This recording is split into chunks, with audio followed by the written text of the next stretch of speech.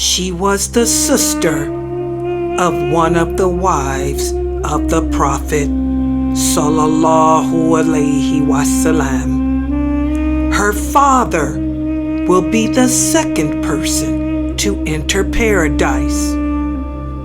She proved her love to the Prophet during his migration and earned the nickname of the woman with the two waist belts. Despite an unhappy marriage, she was rewarded with a life of 100 years. Join Ustada lailanasheeba as she tells the story of Asma Bint Abu Bakr. Rasulullah. Welcome to our series entitled Heroines of Islam. The Heroines of Islam. And this has become one of the most provocative series that I've ever taught. A lot of sisters are really enjoying this series, alhamdulillah, and the brothers too. And I must say that I am pleased at some of the comments I'm getting from the brothers as well about how they're learning so much about the women in Islam. Because by learning about the female companions, you're also learning the history of Islam. You're also learning about the Prophet Muhammad Sallallahu Alaihi Wasallam, and you're also learning about women issues in Islam. And some of the comments I've been getting from some brothers was they did not know that women played such an active role. A lot of the brothers have emailed me saying that they are surprised to see that the Prophet didn't keep the women locked up the way some brothers today think that we're supposed to be. They're surprised to learn that the female companions participated on the battlefield. They participated inside the masajids. You know, they participated at the Hudaybiyah Treaty too.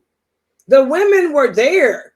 And this is why I tell you guys that the Muslims in the West are so shocked, because the Muslims in the West have this misconception about Arabic women and about women. I mean, you can tell they don't come in contact with many Arabic women, because if you were in contact with Arabic women, you'd see that Arabic women are very strong-minded.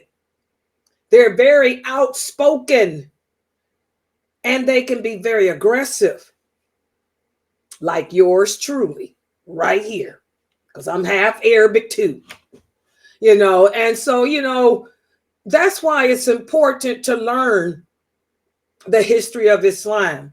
That's why it's important to learn about these companions. Now, tonight's story, I'm going to do the story of Asma, the daughter of Abu Bakr. She was Aisha radiallahu anha's sister. I tell you women all the time, excuse me, that there is nothing that we encounter in our lives today that those female companions have not already encountered. And if we would learn about them, you will learn how to handle yourself in those situations. We learn from the stories of the Prophet's wives how to handle jealousy, how to handle anger and our emotions. Well, we learn from the story of the woman who raised him, how to be patient. Well, today we're going to learn how to handle a bad marriage.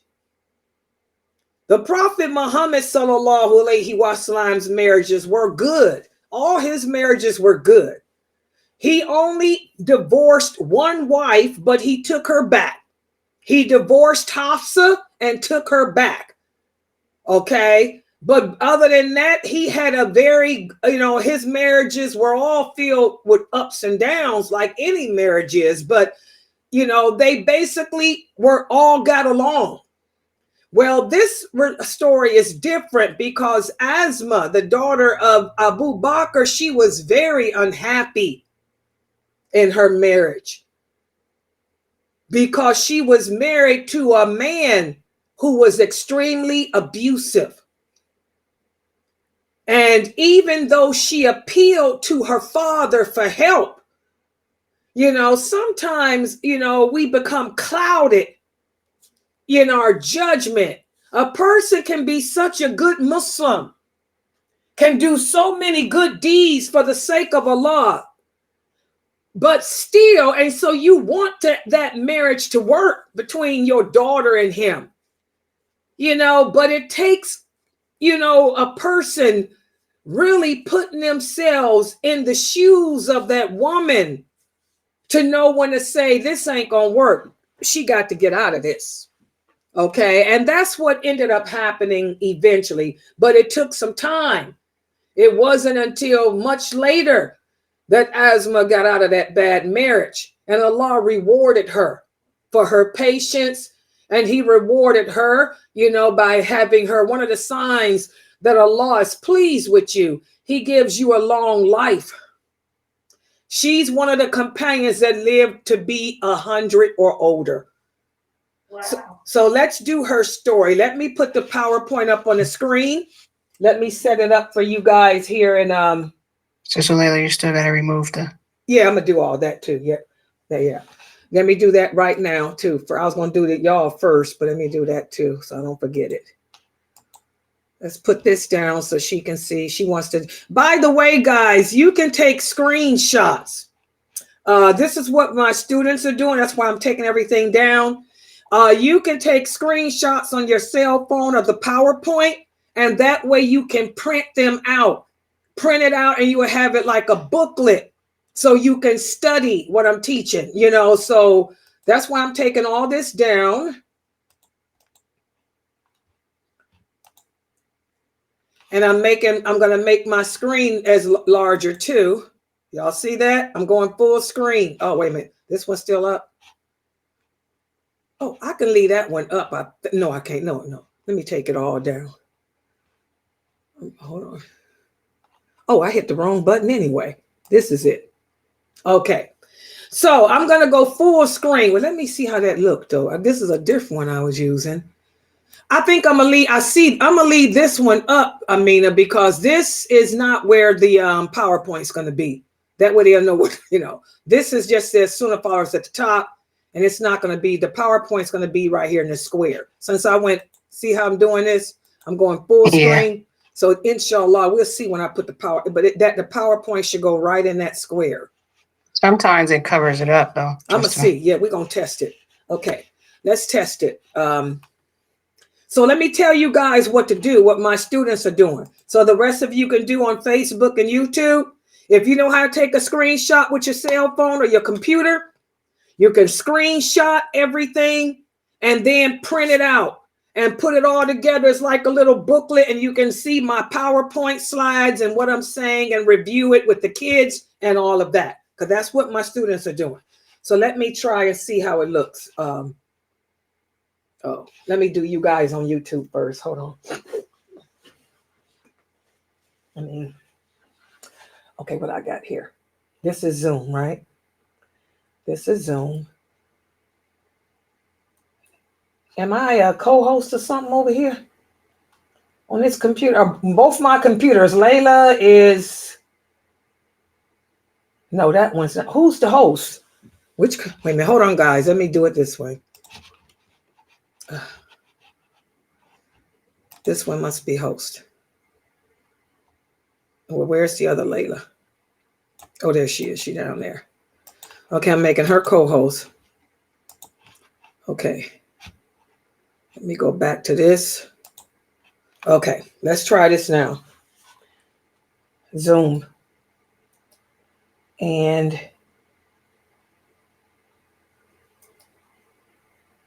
okay. Okay, for people watching me here, just hold on. Give me a second. Oh, let me turn it off. Then I'm going to go to my screen. Oh, what is all this open? I got all these things open. Hold on. I know it's black, but y'all will see me in a minute, inshallah. Blame it on Mina. Let's see. Okay, I'm hoping I can get all of the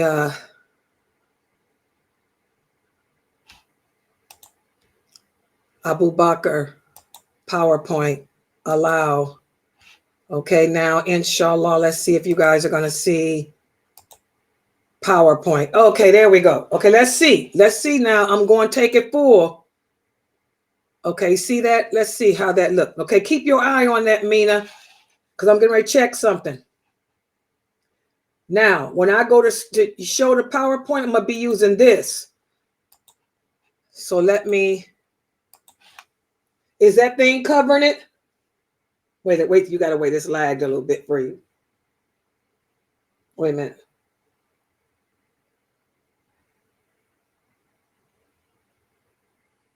Yeah, it's covering it. Okay, hold on. Just to see that, with that covered, I'm trying to see. Because I like my Sunnah follower at the top, so they know it's my stuff. No, it won't cover the PowerPoint. It's good. Because, see, I want them, when they screen share, they'll see it soon from Sunnah followers. It's from Layla. You know, copyright. You know what I'm talking about? Yeah. Use my material. It's called copyrights. Okay, guys. But if I see it's covering, then I'll take it down. But I mean, I don't think it's going to, the PowerPoint's not going to go no higher than that. Okay, let's get started. So tonight we're going to do the story of Asma Bint Abu Bakr, who was the daughter of Abu Bakr. You guys can screenshot this, because this is the first slide. And that's what I want you guys to do on YouTube and Facebook. Screenshot, so that way you can print it out from your phone or whatever. So, Asma, the daughter of Abu Bakr, she belonged to a distinguished Muslim family. Her father, Abu Bakr, was a close friend of the Prophet sallallahu alaihi wasallam. And as you all know, he became the first Khalifa after his death. And my cousin Mukhtar is doing his story. I'm going to explain this picture in a second. Her sister, her half-sister, was Aisha, radiallahu anha, who was one of the wives of the Prophet and one of the mothers of the believers. Now, a lot of you may ask the question, who was the oldest? Asma was the oldest. And the most authentic sources say that she was 10 years older than Aisha, radiallahu anha. So what does that mean? That means when the Prophet sallallahu alaihi wasallam was going through some of the worst of his punishment, you know, Aisha wasn't born yet. Okay. She was 10 years older than Aisha, and her husband, she ended up marrying Zubair ibn al-Awwam. And Zubair ibn al-Awwam was one of the original companions of the Prophet sallallahu alaihi wasallam. He'll be one of the people of paradise, and he worked as a special personal aide to the Prophet sallallahu alaihi wasallam. And her and Zubair had a son named Ibn az-Zubair. And you guys probably hear about him a lot. He narrated lots of the hadiths along with her other son, Urwa. And he was also, when I did the story of the Battle of the Camels, he was the one who encouraged his aunt Aisha to seek qisas for the murder of Uthman. It was Ibn az-Zubair and Talha. Okay. Asma, she was one of the first people to accept Islam.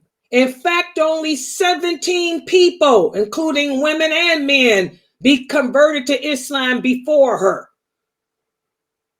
And she later, this is why I got this picture here, she later earned the nickname, the one with the two waistbands, because of an incident connected with the departure of the prophet and her father from Mecca to Medina. And you guys know that this is when the prophet sallallahu alaihi wasallam and migrated. He had to sneak and migrate, leave Mecca for Medina. Now, at the time of the migration of the prophet sallallahu alaihi wasallam and her father from Mecca to Medina, she had just married Zubair. And she was one of the first people who knew of their plan to leave Mecca, because remember, the Quraysh were planning to murder the prophet sallallahu alaihi wasallam. On the night of their departure, Asma was the one who prepared a bag of food and water for their journey. And she could not find anything to tie the containers with. So she used her waistband. She took her waistband and tore it in half. And that's how she got the nickname. And a lot of you may wonder what a waistband was. This was the medieval period.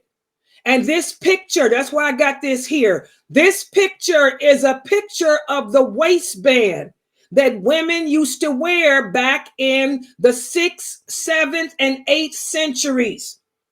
They would take this and put it around their waist to hold their stomach in and to make themselves look nicer in their clothing. So this is a waistband. This is what she took and ripped it in half and used it to tie up the containers with. So this is a picture of a waistband. You brothers may wonder, what a woman doing with that? But we women get it. We call them girdles today. I never wore one. I can't wear one. Them things are too tight, but they're called girdles. Women have been wearing girdles since Allah made Eve, just like women have been wearing makeup since Allah made Eve. That's just a female, one of the women, something that women wear. That's a girdle, but they called it a waistband back in that era. That's why this picture is here. Now, after her father and the prophet sallallahu alaihi wasallam left Medina, remember the final Muslims prepared to join them. Again, Asma had just gotten married to Zubair, and she discovered right before they left that she was pregnant. But she did not allow her pregnancy to stand in the way of her leaving. So she gathered her things together like the rest of the Muslims did, and they began their journey from Mecca to Medina. And remember, we talked about it. It took anywhere from 10 to 14 days. Back in the 6th, 7th, and 8th century, they didn't have cars and buses. They traveled by horse, camel, and donkey. And we already did the math. It took 10 to 14 days. The earliest a person could travel from Mecca to Medina was 10 days. If it was a sandstorm or the weather was bad, it would take 14. Okay? And when her group reached the suburb of Quba, Quba is a suburb right before you get to Medina, that's when she went into labor. And she gave birth to her first son named Abdullah. And when she gave birth to him, the Muslims celebrated. They said, Allahu Akbar. They praised Allah. And they said, La ilaha illallah, because this was the first child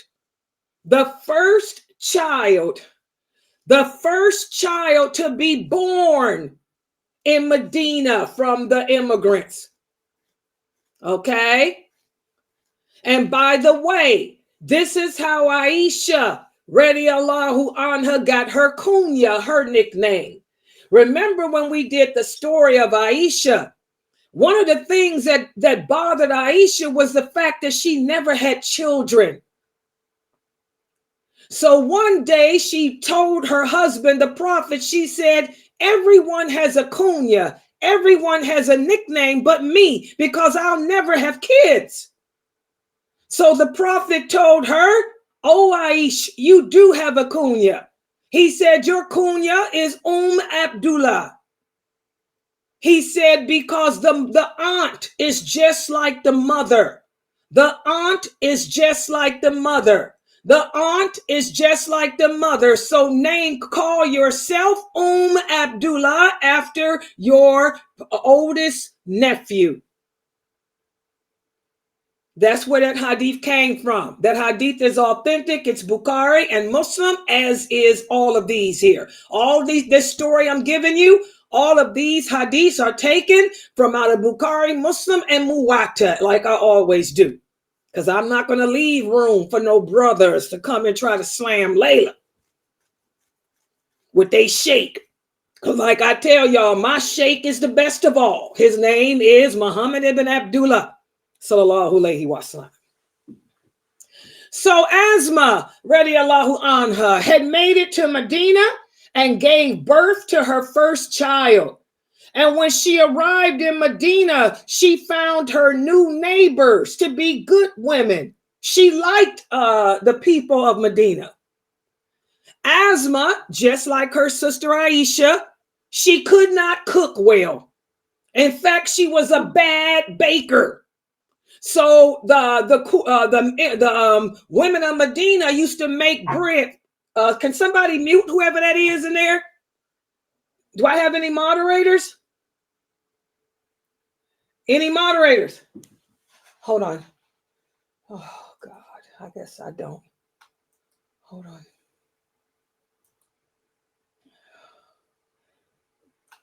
Okay. I need moderators, please.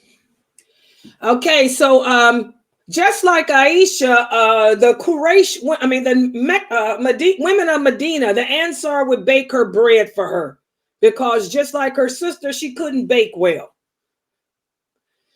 So when Asma and her husband Al-Zubair arrived in Medina, they didn't have no property, they didn't have no money, they didn't have no slaves or anything else except his horse. Because remember, when the people migrated, they left everything behind. They left everything behind to start over again.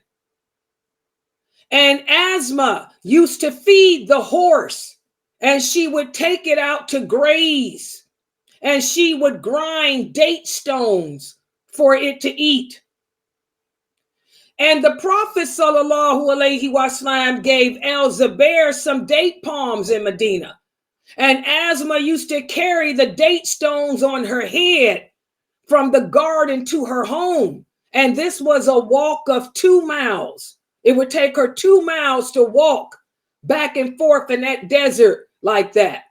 One day she was walking and carrying the stones on her head, and she happened to pass the Prophet, who was on a camel with some other companions. And he offered, for her to come and ride his camel and he could take her home. But her husband was very jealous, and she knew how jealous he would get. So she refused. And when she arrived home, she told her husband, she said, I saw the Prophet sallallahu alaihi wasallam, and he offered me a ride, but I know how jealous you are, so I refused him. And that's when Zubair said, oh, I wouldn't have been jealous of him. Eventually, Abu Bakr, her father, gave them a slave to help with the work. And when Abu Bakr gave them a slave, Asma said it was if her father had freed her, because that was so hard for her to do that 2-mile walk back and forth each day, to feed that horse and all of that.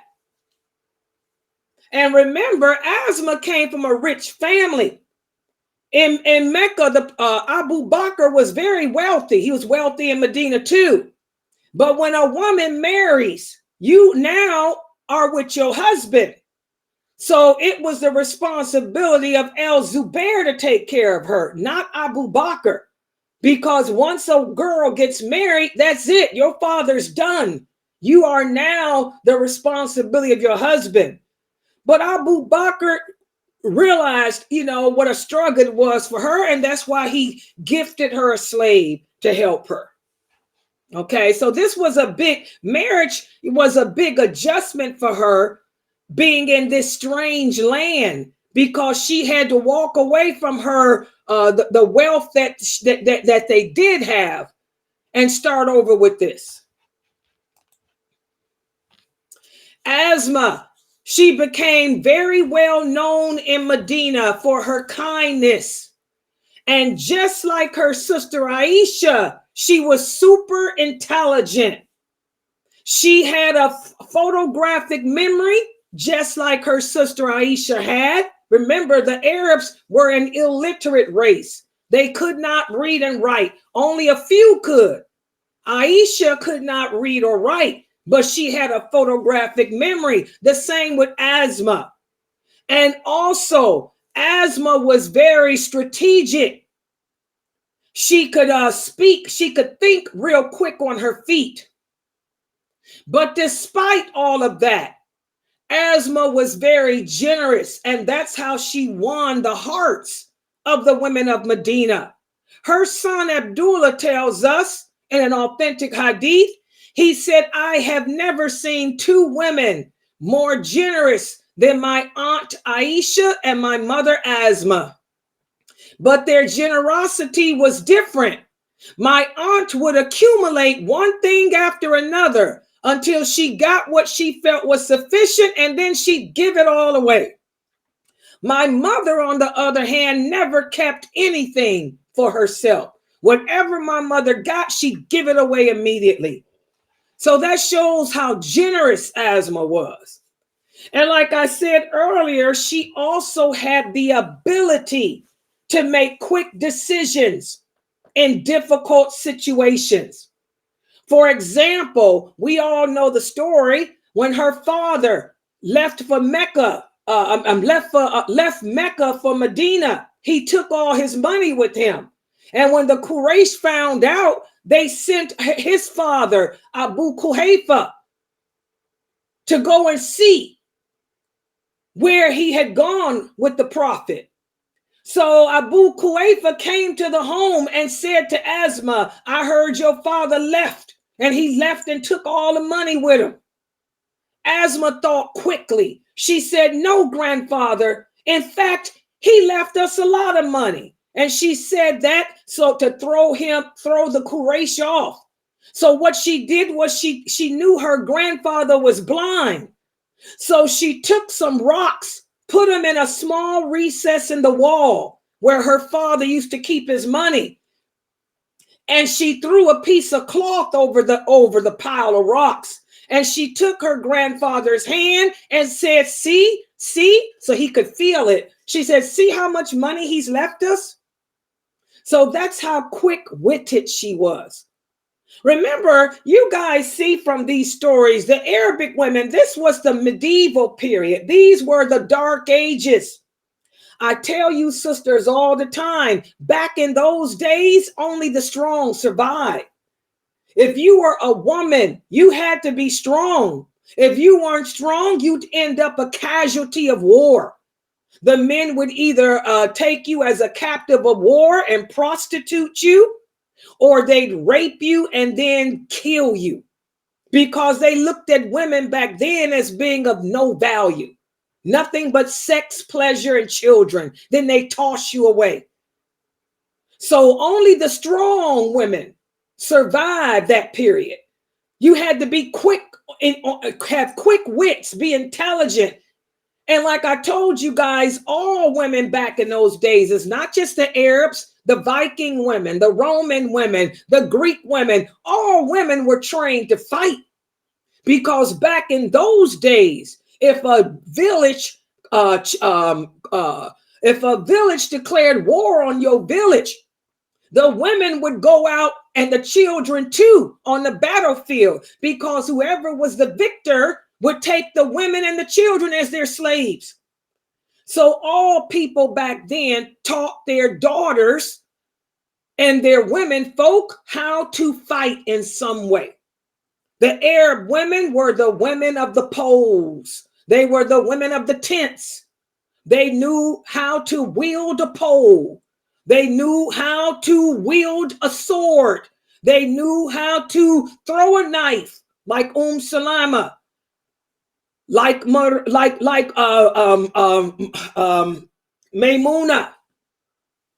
like Habiba.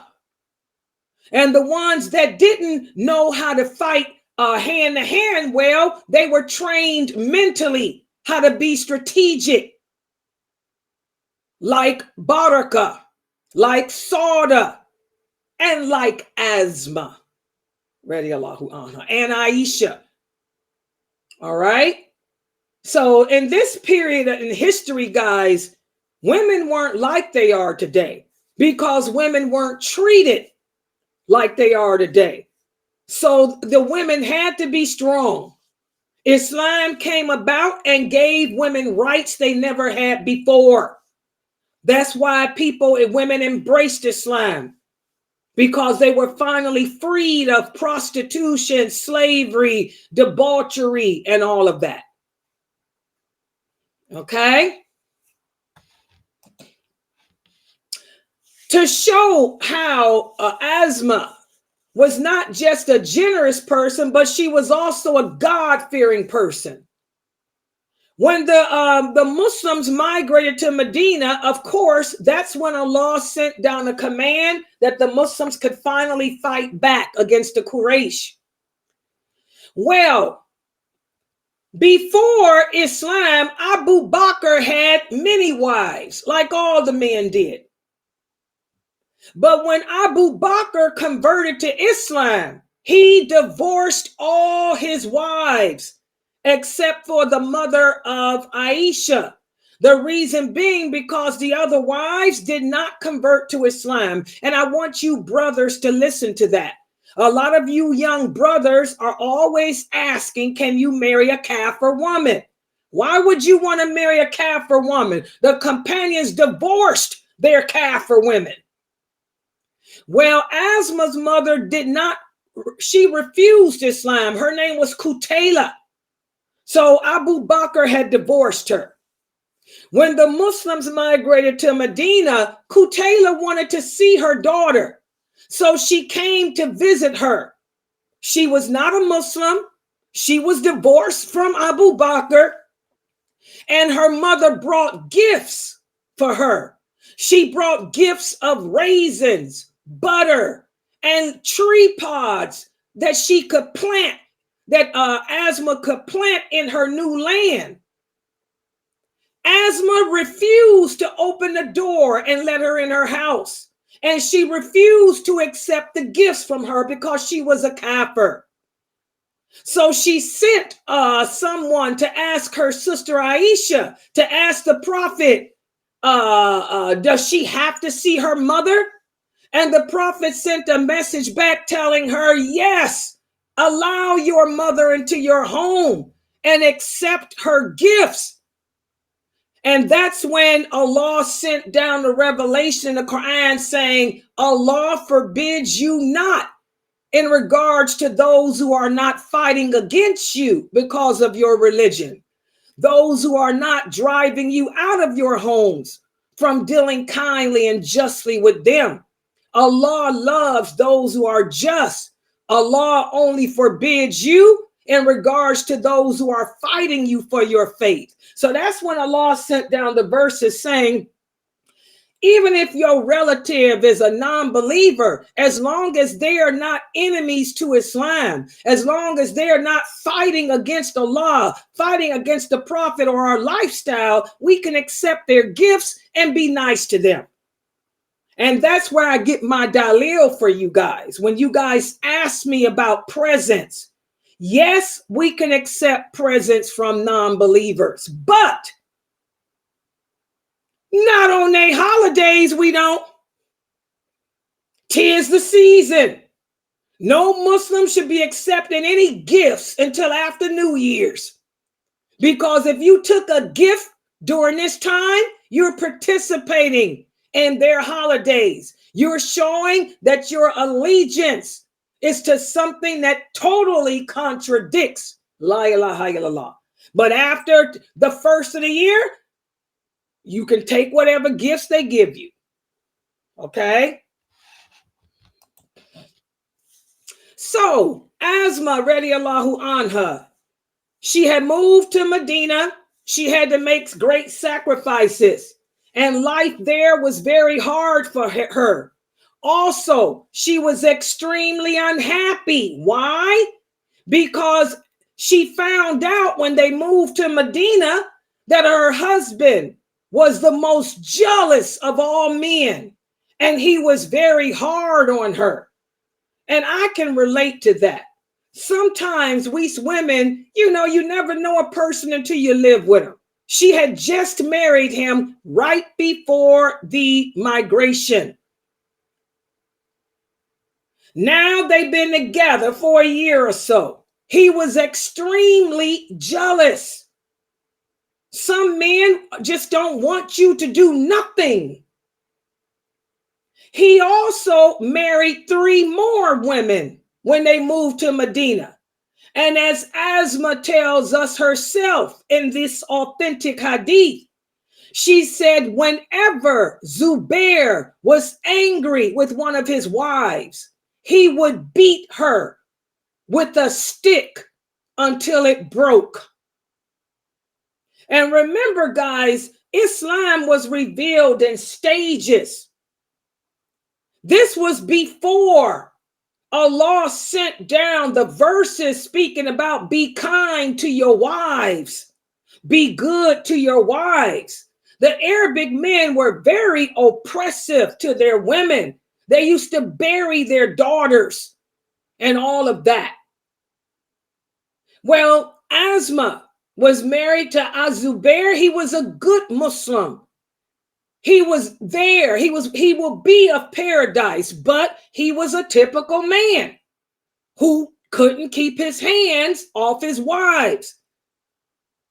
One day, Asma went to her father, Abu Bakr, and she complained to him about how unhappy she was, about how miserable she was living with him, how he questioned everything, and how he would not hesitate to hit a woman.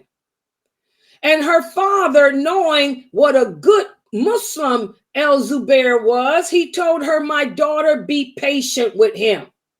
Because if a woman is married to a righteous, religious man and he dies and she doesn't remarry after him, they'll be together in paradise. And that's why some of these imams that you women go to, they will tell you to be patient. They base it on this. But the reality was all of this changed. This was in the beginning. There was another one of Al-Zubair's wives. Her name was Kulthum bint Uqba. I'm going to talk about her too in this class. She also complained of how harsh and abusive Al-Zubair was. In fact, she didn't tolerate it. She pressed him into divorcing her after a few months. So he was known for being heavy-handed. And this is when the verses started coming down about how men should treat women. Remember, Islam liberated women. Islam gave women rights they never had before. This is when the Prophet Muhammad started speaking out against men who were oppressive to their wives. He said, the best amongst us are those who are good to their wives. He said, I never lay a hand on any of my wives, and I am the best of you. He used to admonish the men so much that the men stopped beating their wives. And you know what happened then? That's when the Arabic women became aggressive and started beating their husbands. And that's when the Prophet said, Subhanallah, you men transgress the limits with the women. Allah gave you women rights, and now you women going to transgress the men. He said, don't you women know if Allah would have made anyone more deserving of your prostration, it would have been your husbands. The prophet said that to prevent the women to stop them from abusing and disobeying their husbands. Okay. But in the beginning, when she moved to Medina, those verses hadn't come down yet. So a lot of the women were married to men who were abusive, and Asma was one. Okay. Asma listened to her father because Al-Zubair was a righteous, good man. And she stayed with him. She tried to make the marriage work. They ended up having 8 children. But she could not deal with his abuse. Finally, after she gave birth to her last child, Urwa, Az-Zubair at that time had become very wealthy, and she convinced him to divorce her, and he finally set her free. Okay?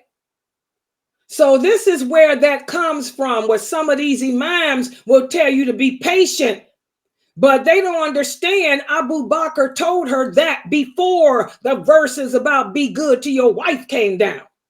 Okay? The Prophet Muhammad started admonishing these men, including Umar, because Umar had a heavy hand with his wives too.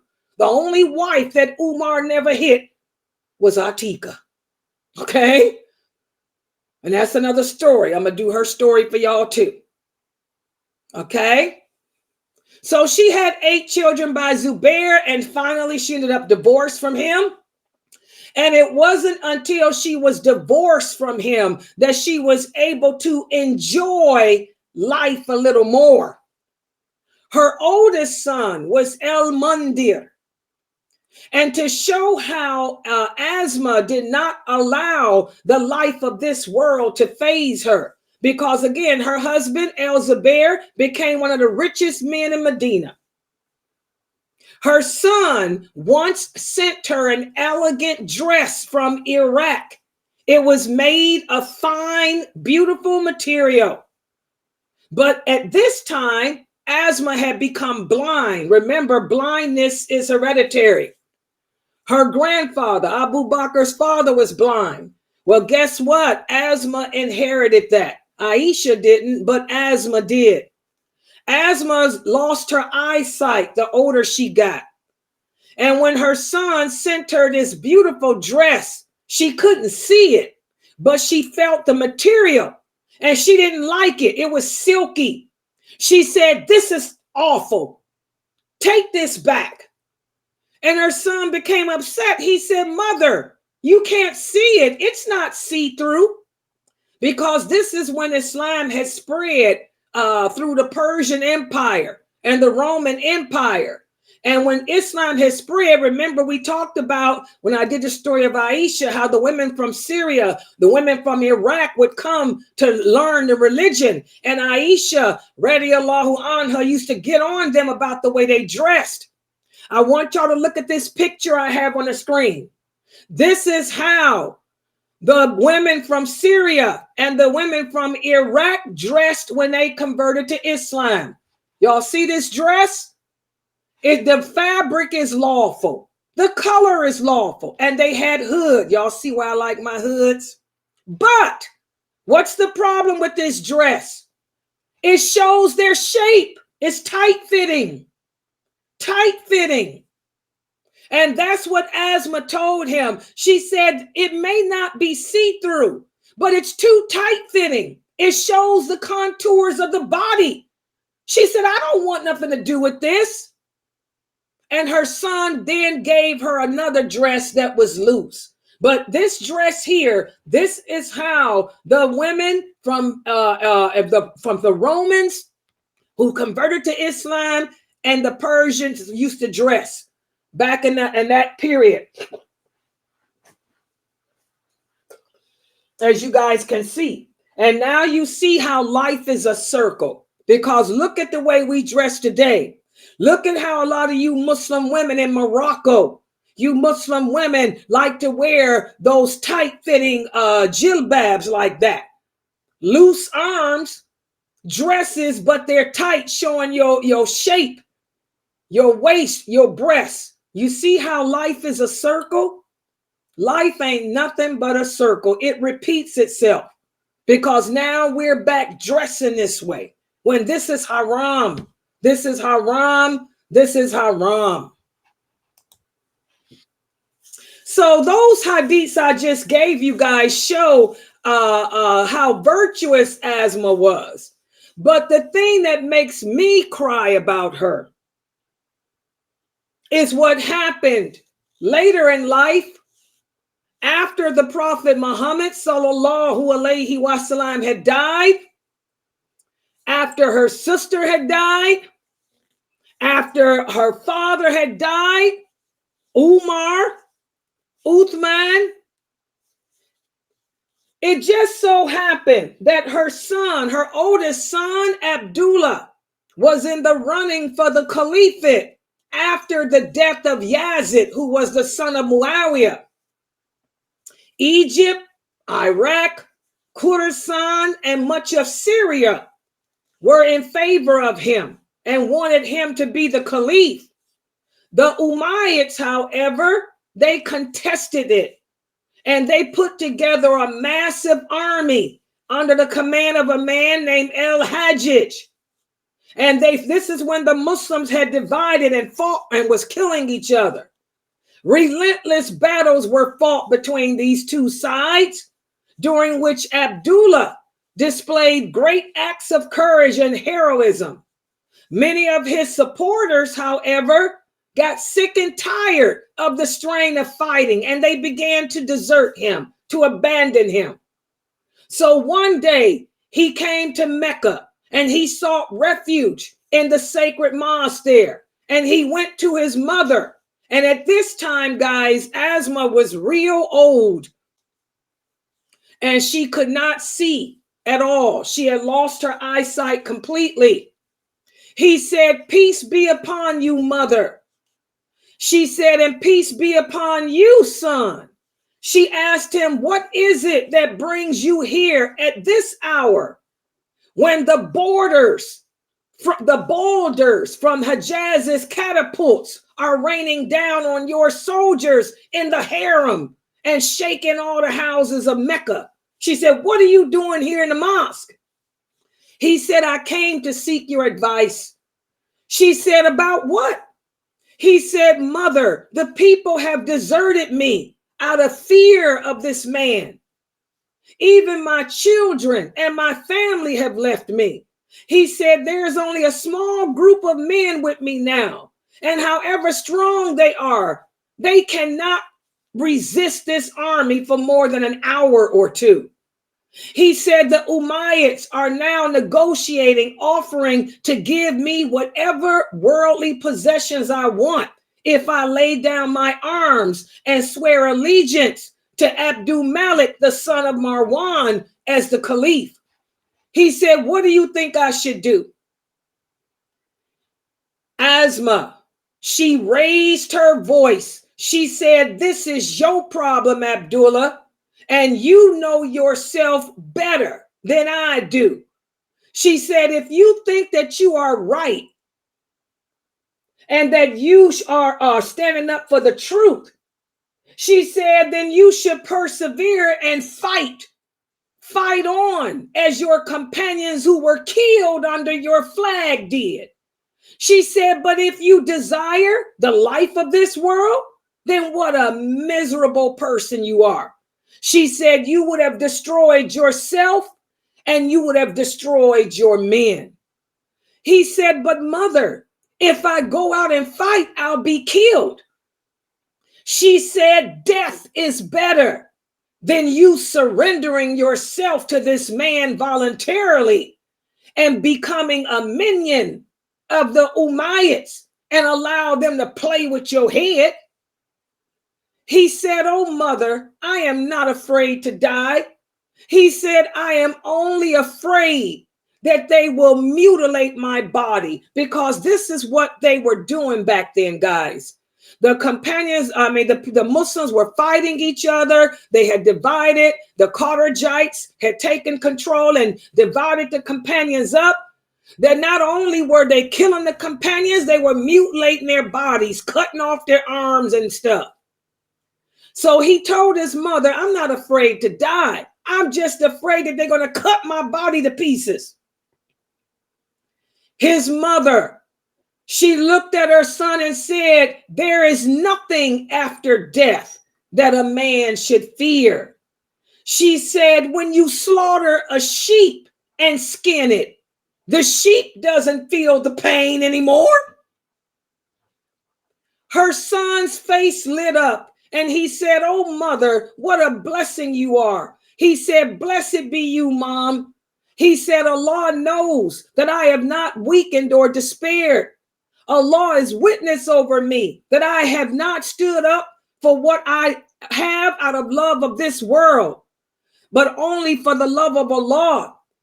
Allah knows that I have not transgressed his limits. He said, I am going to go out, and if I am killed, do not cry for me, and instead make dua for me. And his mother then told him, she said, I will pray for you.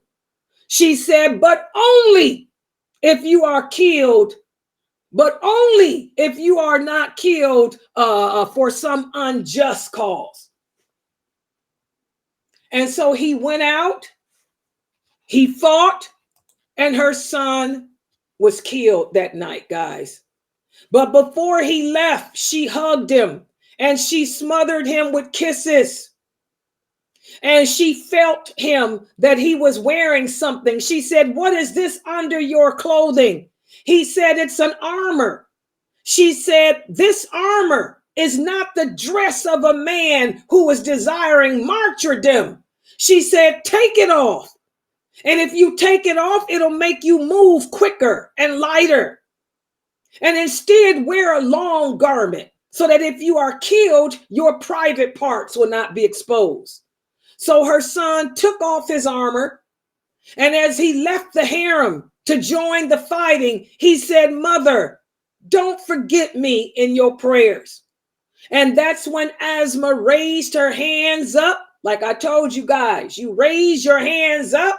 She said, oh Allah, have mercy on his staying up for long hours during the night and his crying in the darkness of the night when other people slept. She said, oh Allah, have mercy upon him for his hunger and his thirst on his journeys from Medina to Mecca when he fasted. She said, oh Allah, bless his righteousness to his mother and his father. Oh Allah, I commend him to your cause, and I am pleased with whatever you decree for him, and grant me for his sake the reward of those who are patient and who persevere.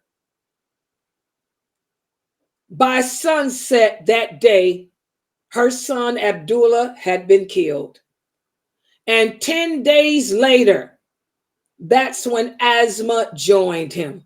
She was 100 years old. Age had taken her eyesight, but age did not infirm or blunt the wit of her mind. And that's the story, guys, of Asma, the daughter of Abu Bakr. And again, you know, she lived a long life. I mean, it's like Allah rewarded her for her patience. You know, she was one of the first Muslims to embrace Islam. And by the way, I'm getting ready to put the picture up. Just give me a second. She was one of the first people to embrace Islam. She helped the Prophet, sallallahu alaihi wasallam, when he migrated. She was the one that sent food to him and her father. She would take it herself when they were hiding in the cave from the Quraysh. So all these things, you know, that she did for Islam. And what did Allah do? He rewarded her with a nice long life. How many of us back in those, how many people back in those days could boast to live to see 100 years old? Back in those days, most people didn't make it to the age of 30. But alhamdulillah, she made it to the age of 100 because of her devotion to Allah, her patience in a bad marriage, and all the efforts she contributed in making for the cause of Islam. So are there any questions or comments about the story of Asma, the sister of Aisha, daughter of Abu Bakr? Any questions?